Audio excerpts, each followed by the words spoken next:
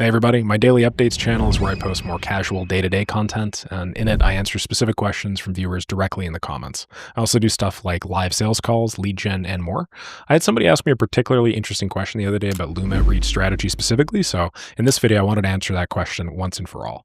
Loom video outreach, when it's done right, is probably one of the highest converting outreach methods that you guys could use. But when it's done wrong, it's also basically just spam that wastes everybody's time, including yours. So my goal here is to break down the exact blueprint that I use and that I see other people using to crush it consistently. I'm going to show you how to structure these videos to actually get responses, because from what I could see, a lot of people are kind of missing the whole point with the Loom videos. And after that, we're also going to hit a few other common roadblocks that I see people stumbling into when they're building their automation businesses that I think will help the largest number of people right now. As always, if you guys have any questions of your own that aren't covered today, I do personally read and respond to every comment on my daily updates channel. You can find a link to that directly in the description. Thanks to the unbelievable amount of value you drop every day for us, I have a question regarding the current custom Loom outreach strategy. Do you have a blueprint or system for the structure of the Loom video? Thanks a lot in advance. Here's like a good Loom SOP, okay? For anybody that's watching. Start on the resource, so start on the right page. So for example, if this was the Loom and I was trying to roast, I don't know, my own LinkedIn or something, I would actually go to the resource that I'm doing the roasting in, okay? Something like this. It's important that you start with this because the first frame of the Loom video, if there's any sort of like embedding or whatever, the first frame of the Loom video will be their profile, and they'll think that you are currently on their profile, which helps. Like imagine if you instead just did some cover page, like you know how Loom gives you a cover page or some new tab page or something. It's not evidently clear that this is not a templated video. So just make sure you're on their profile and, you know, do stuff like a quick little zoom in the first few seconds. So be like, yo, Nick, man, just came across X, Y, and Z. You know, quick little zoom. That way in the GIF, they see the zoom. It makes it abundantly clear that like this is not a templated video. And now you've just checked that box that it's not spam, okay? So start on the page, talk about them to start. The first like 15 seconds or so is basically the most crucial part where you can position the rest of the video as providing value to them, not just being a sales pitch. So talk about them in the first 15 or 30 seconds or so. When you drop social proof, do it organically.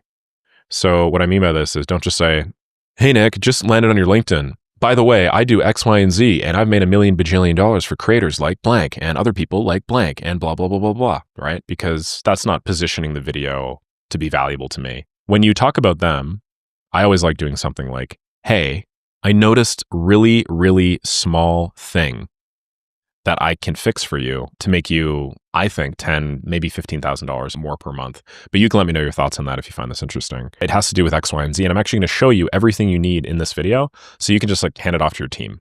I really like you, and I love what you're doing, and I really respect whatever your company name is. So just want to let you know up front, I'm not expecting you to work with me. Just thought if I were in your shoes, I would want somebody to tell me, or something like that. I like that frame a lot. So I don't know, maybe you could call, I'm sure somebody would call that the super cool Loom blueprint that makes you $1 million bajillion. But for me, that just seems pretty obvious, right? Like you just want to make it seem like you've uncovered an opportunity that they're not looking at and that they haven't noticed and that's currently costing them money. And with one tiny little fix, they can fix that opportunity and then start making the money. And you also want to make it seem like you're not the one that is forcing them to work with you for that. You're just giving it to them. And if you approach it in this way, you'll find that most people are just going to choose to work with you anyway, because they're like, well, this guy's just full of value. He's sweating value. Of course, I'm going to work with him. He's the one that pointed it out. And then drop your social proof organically, like while you're explaining. Don't drop your social proof at the beginning in that big chunk like I talked about. And then for your CTA, I don't like to do like all you need to do is sign up for a call or whatever, because, you know, a lot of the time if you're pitching to larger people, these people are pretty busy. They don't really have the time to jump on a call for service implementations for every little thing. So instead just say, hey, obviously I can take care of this for you completely end to end. I do this thing professionally. As I mentioned, I've done this for XYZ really big name, XYZ really big name. If you want me to do that, man, just like respond with a thumbs up. I will literally go through everything, build you out the full action plan, build out all the templates, and then just give them to you for free. Then if you like that sort of thing, maybe you and I can discuss working together in a larger capacity later. But yeah, I know giving value is how you get ahead in this industry. So just give me a shout and I'm more than happy to sort that out for you. That's the vibe that you want to give people with the CTA. You don't want to be like, book a call on my calendar, okay? So this is how I do the Loom SOPs, basically. This is how the people that are crushing it with Looms tend to do it. They're very mindful of the time of the person that they're reaching out to. Long story short, start on the page, talk about the person, make it seem like it's like an easy, simple fix. It's not going to take them any time to do, and that you're giving them everything they need to pass off to somebody else within their team if necessary. when you do the solution or show them what the problem is, drop your social proof organically. Be like, it's really interesting. I just did this for XYZ, really big name, and we made them $43,000. Specifically, their big issue was this. And then you do it like while you're showing whatever you're trying to fix for them. And then we do the CTA. Again, just don't try and hard sell anybody, okay?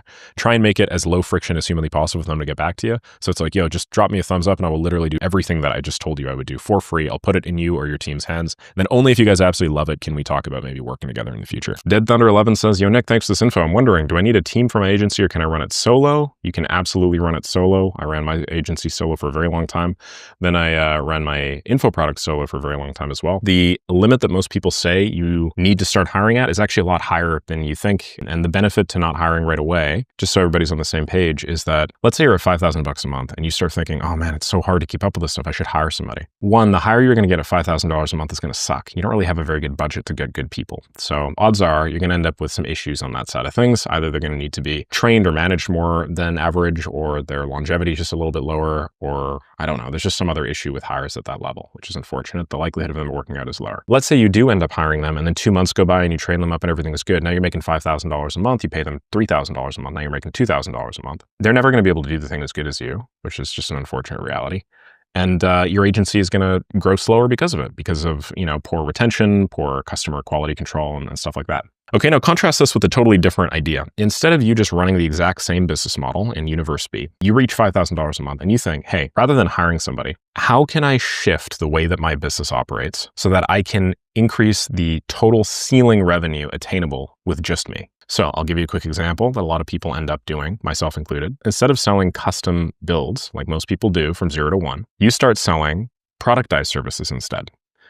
So instead of you having to go through a big scoping step and then learn potentially new software platforms and then do lengthy revisions and stuff like that, and you make $5,000 a month with it, a $5,000 a project with it, maybe you dial it back and you build a really simple deliverable, and it's just like a CRM setup or something like that. And then it eliminates all those steps because you've already fixed most of those variables. Maybe the customer gives you some direction, but for the most part, it's you.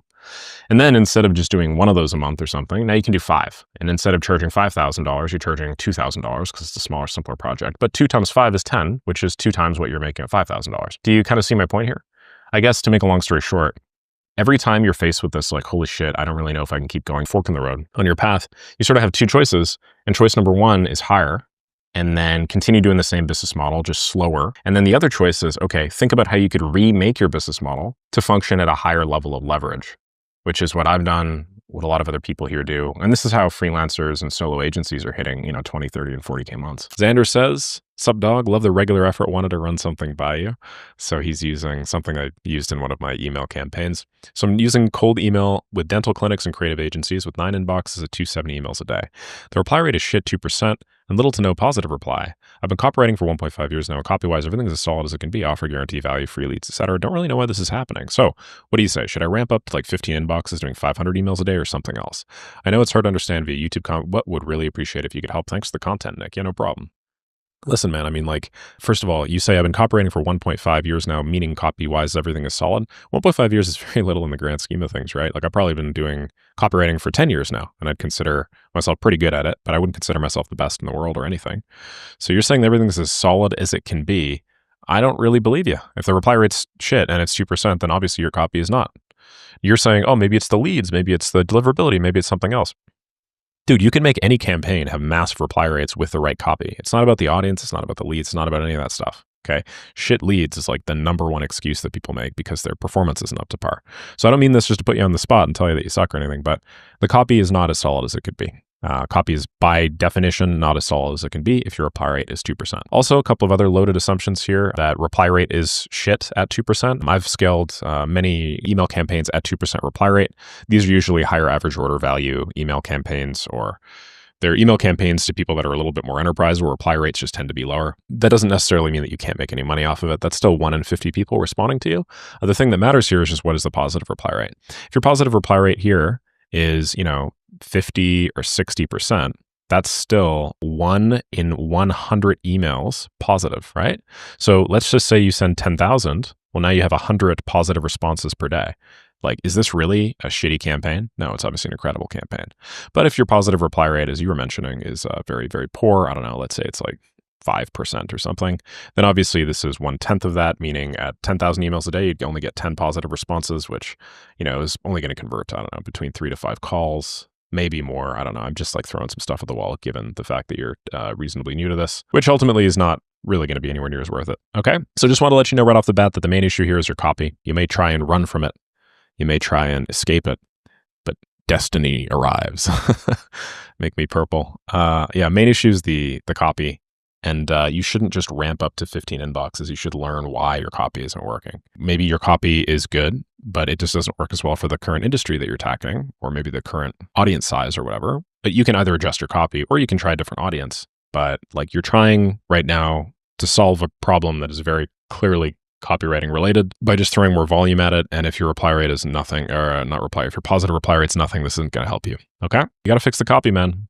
And I say fix here in a loose term. It's not just about like having all of the bells and whistles and the boxes checked. This is real life, right? Like, these are all rules and heuristics and approximations that we're trying to provide you to make you better at this stuff. But at the end of the day, these are just models. When you go into real life, things are always going to be a little bit different. So you're going to have to bend the rules, play with them a little bit, throw a bunch of shit at the wall, see what sticks. Then you're going to have to run it for quite a while. You're going to have to run it for, at least 1,500 emails, I would say, before being able to definitively say something is or is not working. Automation workflows, templates are commoditized. What's the next step? How much money have you made with automation workflow templates in the last 30 days, my man? What sort of revenue are we talking? Whether or not something is commoditized doesn't really matter to you. If you're making like $5,000 or $10,000 a month, it doesn't matter. It doesn't stop you from being able to do that. You know what else are commodities, really? Barrels of oil. And people make a lot of money off barrels of oil. So the whole idea that like they're commoditized is just such a freaking, such a buzzword. Most people don't even know what that means in relation to the economy. If something is commoditized, it doesn't mean that you can't make money out of it. So even assuming that these workflow templates or whatever were commoditized, doesn't mean you can't make money out of it. Whether or not they're commoditized is a whole different story.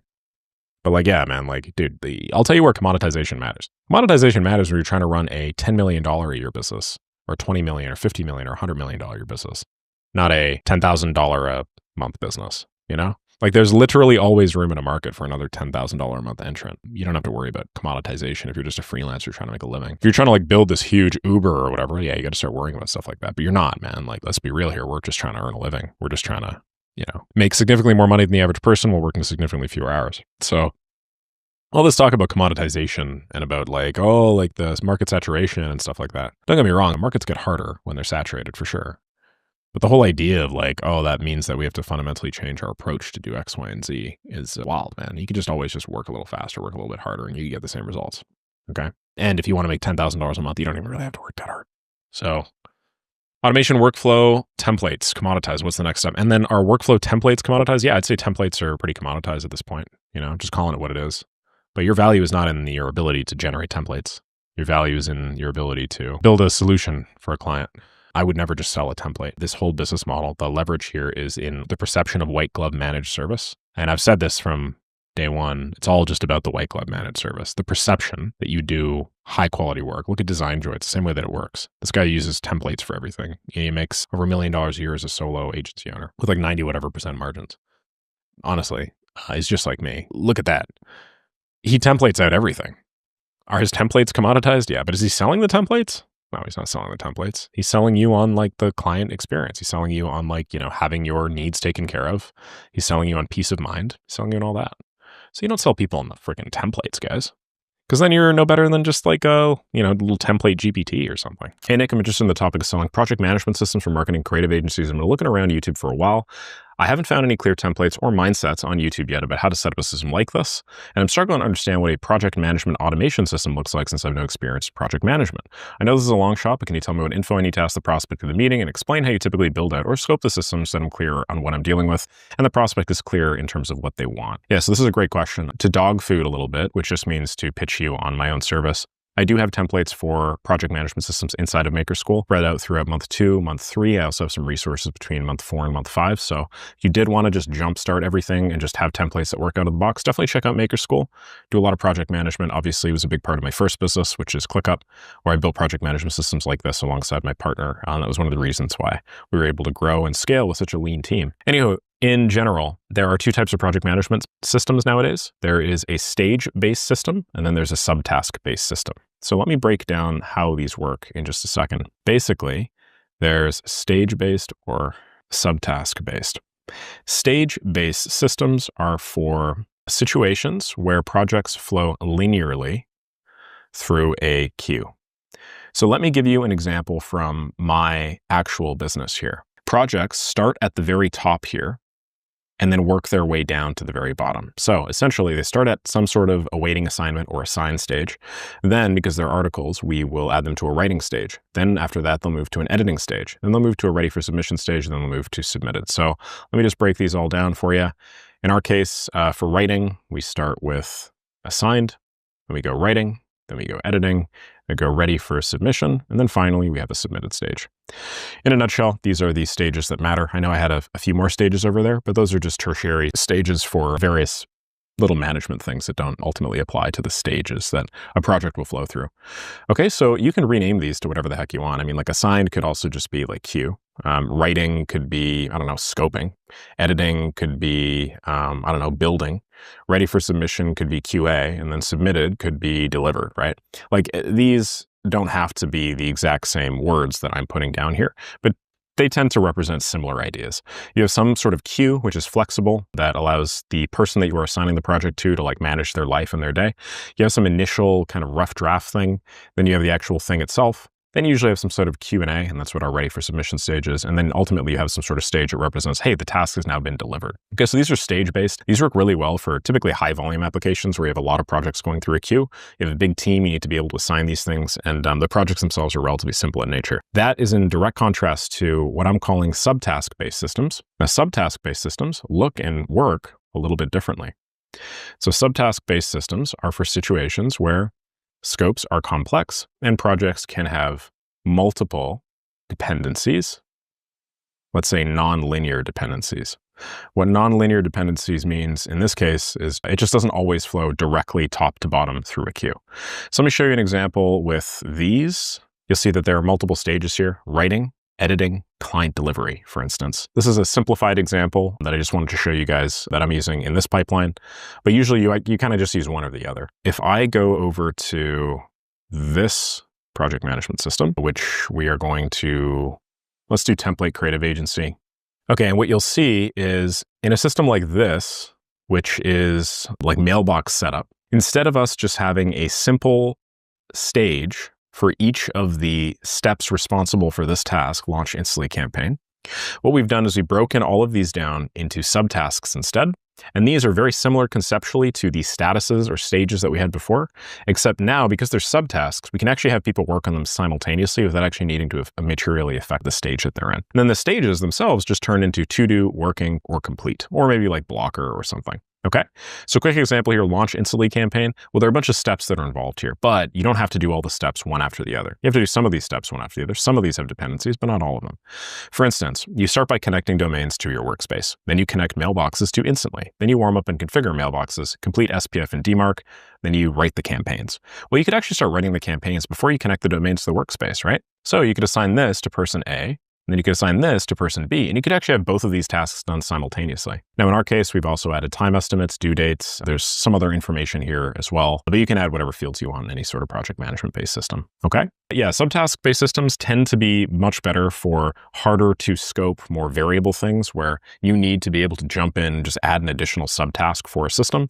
You can imagine how that works really well, or much better for automation systems than stage-based sort of project management, because in reality, if you're doing custom automations, the specific steps that you are going to have your team or yourself do are always going to depend on the scope. And the scope is usually going to be a little bit different from project to project, right? And because of the non-linear dependency thing, you can actually start working on projects or multiple different parts of projects simultaneously without necessarily having to wait for everything.